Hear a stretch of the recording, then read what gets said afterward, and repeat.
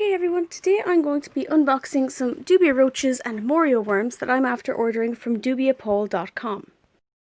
Dubia Paul is where I tend to get my feeder insects from whenever I need to boost a breeding population, or if at that time in the year I'm just lacking in a certain sized feeders for my insectivores. He has all sorts of feeding insects and then accessories and stuff for supplements and things, so he's actually very useful. So if you're actually looking for someone to order food off, I would recommend looking into himself. So as always, the box is actually packaged up very nicely. There's some paper to make sure the roaches in the boxes don't fall around the place, and a note from dubiapaul.com themselves just asking for a review as such, which is completely fair. In this order, I have ordered breeding roaches. I've ordered a mix of males and females, and I've ordered just females. I've ordered about 400 Morio worms, 2 bags of leaves, and then I've ordered some medium dubias and some small dubias as well, just because my colony over the summer has not been producing, and I'm not quite sure why, so I'm hoping that these breeding ones will boost the population and have them all good for next year. First thing we're taking out of the box is the leaves, which I've put to one side, but the next ones are the Morio worms. And the Morio worms are packaged up about 100 per box, so they're not overcrowded on top of each other and they're not going to eat each other, but all appear to be alive and well and moving around, so I'm happy enough to put them to one side for now before I take them out. This box here is labelled at roughly 60 grams of small dubias, so because I can't open it just with one hand, I had to do it off camera. And first thing I noticed when I opened it was it was just the roaches loose in the box, which isn't the usual for Dubia Paul. Usually they're inside the plastic boxes, kind of like what the Morio worms are in. So I had to go and find a little tub to open them in to make sure they didn't go all over the place. When I found a tub, I was happy enough to open them up and take a look at the roaches inside. So straight off the bat, they all appear to be moving around. They seem happy and healthy enough.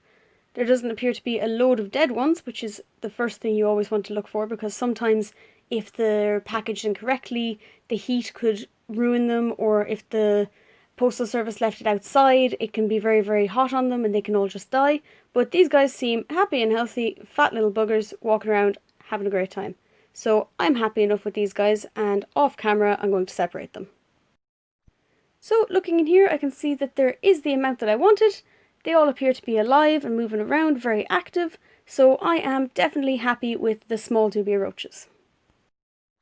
Next up, I took out the 200 medium dubia roaches that I ordered mainly just for the adult leopard geckos and also for my hedgehog kiwi. So again, I cut the tape off camera because I can't do it with only one hand, it would be dangerous, and first thing I saw was this little guy attempting to escape. So I put him down into the box on the side before proceeding down to the rest of the mediums. Medium roaches are a good bit bigger than the small roaches and are more suited to an adult leopard gecko or similar sized lizard, whereas the smalls can be given even just to newborn ones.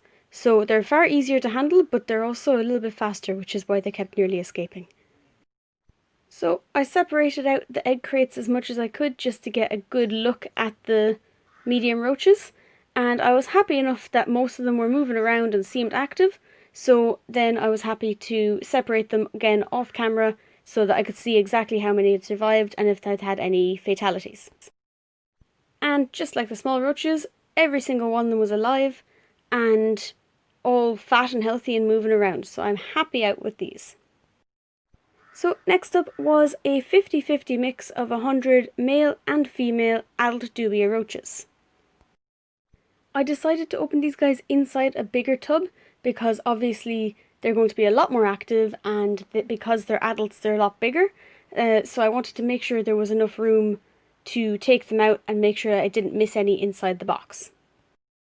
Please ignore the most unsatisfying opening of boxes you've ever seen in your life.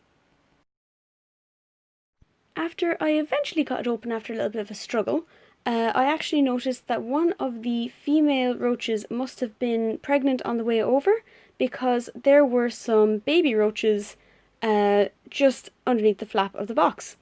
So baby roaches are super tiny, so you should be careful when unboxing that you don't leave them behind, or they don't get stuck in a crevice or a crack that you don't realize they're still there. So afterwards I had to make like double and triple check to make sure that I hadn't left any behind. So after all the males and females are out, I actually had a good few babies around the place, and everyone seems to be in pretty good health.